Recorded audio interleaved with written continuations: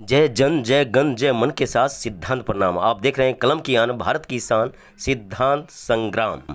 खबर वो नहीं है जो आप डेली देखते हैं, खबर वो है जो आपको सिद्धांत संग्राम दिखाता है। आज सिद्धांत संग्राम की टीम है दिल्ली का दिल करोल बाग में, और करोल बाग में लगा है ज्योतिष विदों का महाकुंभ।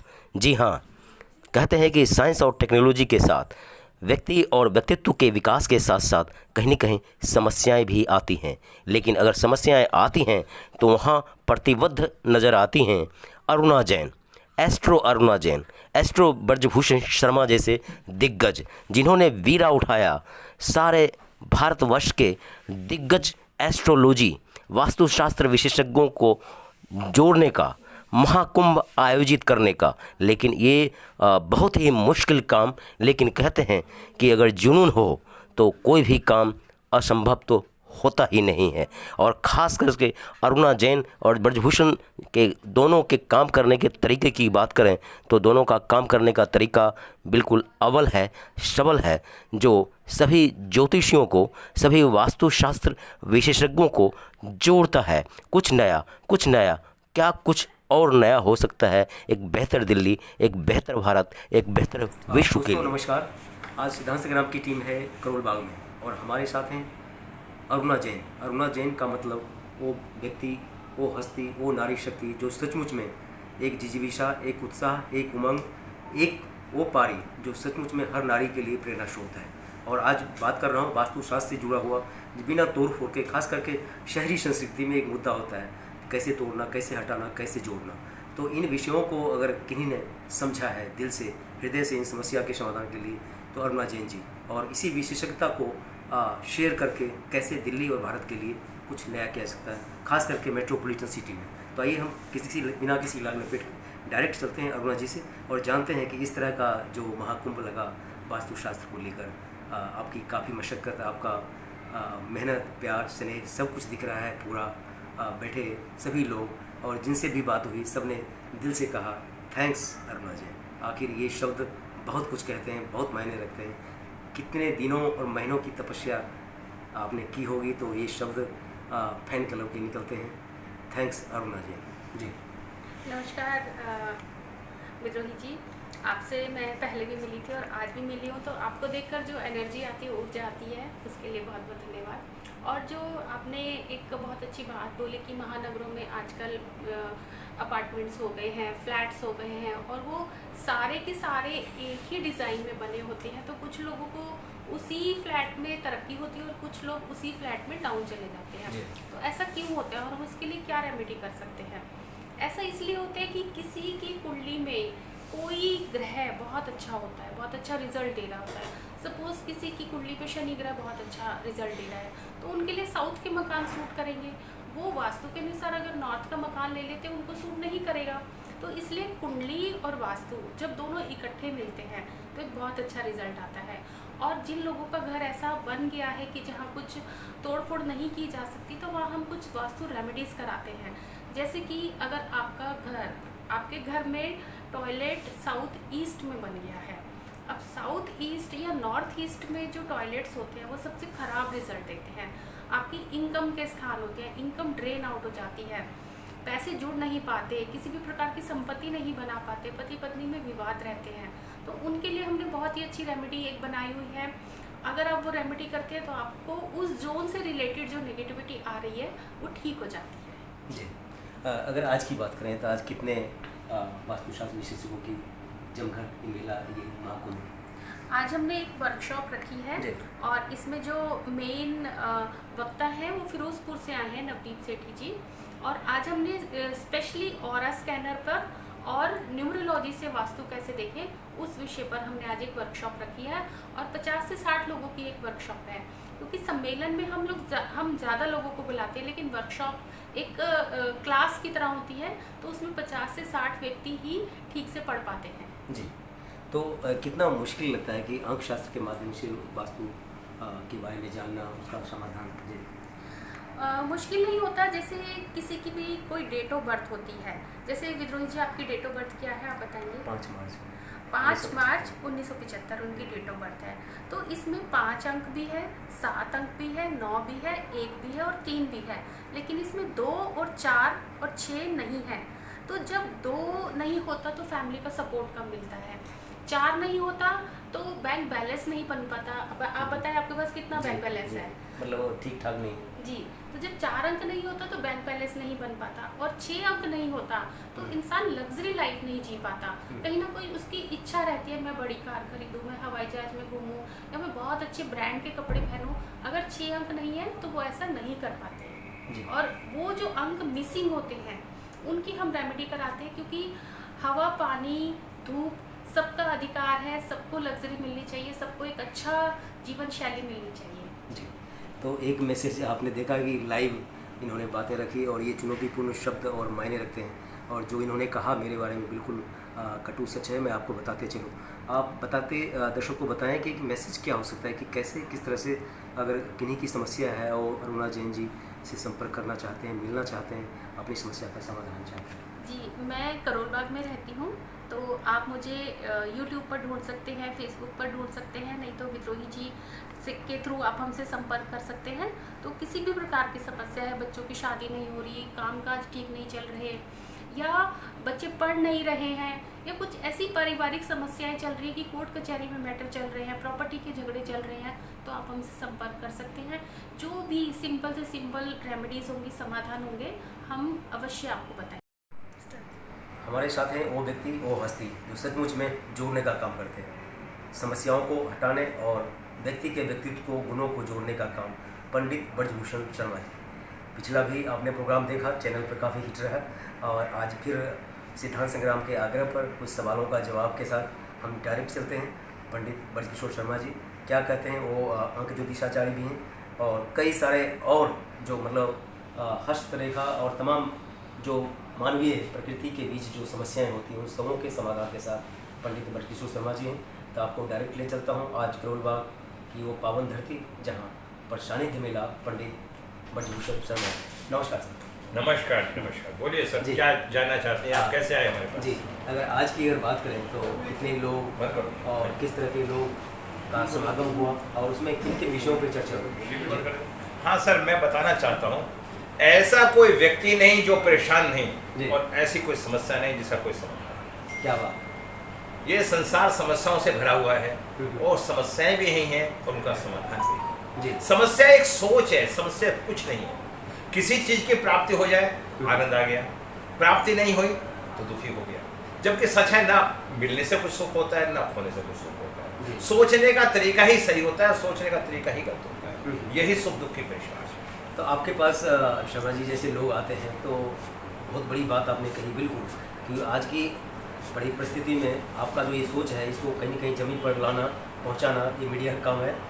लेकिन जो समाधान को लेकर कहीं न कहीं एक उड़ाता है, होगा नहीं होगा, शर्मा जी पास कैसे जाए, कहे ना कहे। जी, इसके पीछे एक ही लॉजिक है। मानव की सोच जब सकारात्मक हो जाती है, जब भगवान के चरणों में जाता है, मंदिर जाता है, तो वो सोचता है कि हे प्रभु मेरी समस्या हल कर। उसकी भावनाएं उसने भगवान को समर्पित कर दी, उसके सोच में हो गया मेरी समस्या हल हो जाएगी, तो सोच उसकी बदल गई, तो समस्या धीरे धीरे स्वयं तक ठीक होनी शुरू हो गई। ईश्वर तो एक सकारात्मक सोच है। ईश्वर कभी पृथ्वी पे आके किसी का भला नहीं करता। ईश्वर व्यक्ति के माध्यम से ही समस्याओं को हल करता।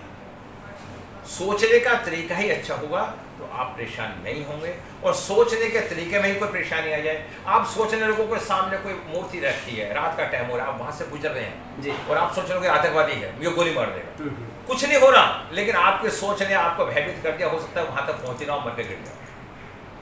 और अगर वही मूर्ति बस अरे तो मेरा मिलने वाला था, वो ये सोच के चलने लगे तो वो बड़ा खुश होकर चलता है। सोचने से ही वो परेशान हो गया और सोचने से वो ठीक हो गया। लेकिन शर्मा जी आज आपके लिए मैं सवाल जो लेके आया हूँ पब्लिक प्लेस से, वो सवाल ये है कि शर्मा जी ये बताया है कि आपके पास समाधान के लिए लोग आते हैं, समाधान आपने किया। क्या आपके जीवन में कुछ ऐसे भी सवाल आए जो कहीं न कहीं आपको थोड़ा सा डिफिकल्ट लगा है कि ये कैसे किस तरह से? ऐसा कुछ नहीं, कोई भी सवाल होता है, मैंने क्या कहा उसका समाधान है। उस व्यक्ति की सोच को बदलना पड़ता है। उसको जो सोच नकारात्मक बैठी होती है, द्वेष होता है, तो उसको हम सही करने का प्रयास करते हैं। हम उसे ज्योतिष के द्वारा, आध्यात्मिकता के द्वारा और भावों के द्वारा, भाव का नाम ही भगवान है, जब हम उस ढंग से उसे समझाते हैं तो कहीं ना कहीं वो पॉजिटिव हो जाता है, तो हम उसकी स्थिति को पलट देते हैं। हाँ, चलते चलते शर्मा जी एक आखिरी सवाल है और जो मेरे से पूछा जाता है, तो मैं आप वरिष्ठ हैं और इस अध्यात्म के भी आप जो है प्रणेता हैं, तो मैं आपसे जानना चाहूँगा कि सीता के बारे में कहा जाता है कि सीता के पिता जनक थे और चक्रवर्ती राजा, चक्रवर्ती सम्राट और ग्रह शनि राहु केतु हर चीज़ का आपके जैसे विद्वानों के बीच और मंत्रणा के बीच में उनकी शादी हुई, लेकिन दिस दैट जी। ठीक है, जिसके भाग्य में जो लिखा है, चाहे वो राजा का बच्चा हो चाहे वो गरीब का बच्चा हो, जो कष्ट लिखे हैं वो तो सब भोगने पड़ेंगे। पैसों से समस्याएं हल नहीं होती, पैसों से समस्या हल नहीं होती, पदवी से कोई स्थान व्यक्ति ठीक नहीं होता, वो तो उनका कर्म भाग्य है। राम को भी वनवास रहना पड़ा, वो राजा थे। सीता को भी वनवास रहना पड़ा, भले वो रानी थी, भले वो राजा जनक की पुत्री थी। तो ये तो कर्मों का फल तो हर व्यक्ति को भोगना ही भोगना पड़ा। किसी ने सही कहा है कि समस्या है तो समाधान नहीं है, और उसी का नाम है ज्योतिष।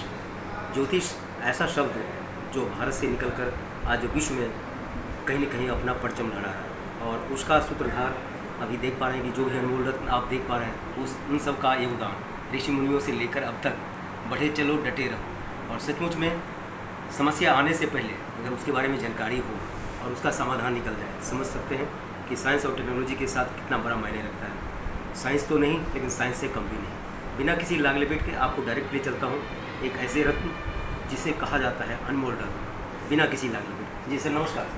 नमस्कार जी, अगर आज की मंत्रणा करें तो आज का क्या, कैसे, किन विषयों पर आपका आशीर्वाद, आपका शामिल, आपका मार्गदर्शन?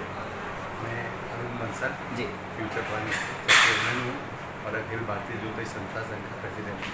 जी आज का यहाँ पे वास्तु का कार्यक्रम हो रहा था।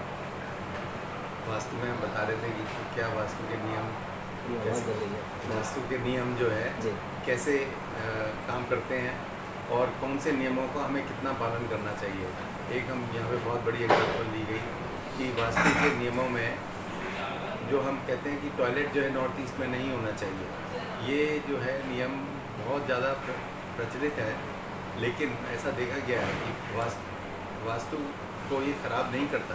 प्रैक्टिकली हमने इसके ऊपर रिसर्च करी है और इसके ऊपर हमने पाया है कि इससे कोई वास्तु खराब नहीं होता है, बल्कि इससे लाभ ही मिलता है। इसमें जैसे कि यहाँ पर पानी का बहाव रहता है, पानी चलता रहता है, जो कि नॉर्थ ईस्ट को अच्छा बनाता है, जो कि पानी का जहाँ पर कि बहाव होना चाहिए वहाँ पर पानी रहता है।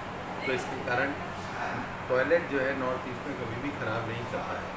अगर उसका उपाय करना भी चाहते हैं तो एक कटोरा नमक, बड़ा सा जो समुद्री नमक कहलाता है, उसको उसका नमक का एक कटोरा भरकर अपने बाथरूम में रख सकते हैं, जिसको कि महीने की महीने उसे रिप्लेस करते रहें, तो उसकी नेगेटिविटी को, उसकी नेगेटिव एनर्जी को काट देता है और बाकी सब लाभ ही लाभ मिलता है उसका। जी इसी प्रकार से नॉर्थ ईस्ट में बताया गया है कि सीढ़ियाँ नहीं होनी चाहिए।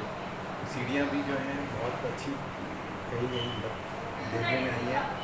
उनका क्या है कि नॉर्थ ईस्ट में सीढ़ियाँ होती हैं तो हर फ्लोर में जो एंट्रेंस है वो नॉर्थ ईस्ट से हो जाती है। जी अगर हम साउथ वेस्ट में सीढ़ियाँ रखते हैं तो साउथ वेस्ट से जो सीढ़ियाँ हैं वो साउथ वेस्ट से एंट्री भी प्रदान करती हैं, जो कि साउथ वेस्ट में एंट्री हमारे को नहीं होनी चाहिए।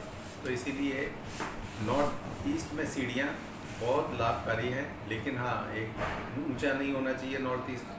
तो इसीलिए हम उसको सीढ़ियों को छत पर ना ले जाएं, छत पर ले जाने की बजाय उसे लास्ट फ्लोर पर छोड़ दें और फिर छत पर जाने के लिए दूसरी कोई अल्टरनेटिव सीढ़ी, लोहे की सीढ़ी या स्टील की सीढ़ी बना ली जाए, तो ये इसका उपाय किया जा सकता है और ये बहुत अच्छा हमें लाभ मिलता है इससे।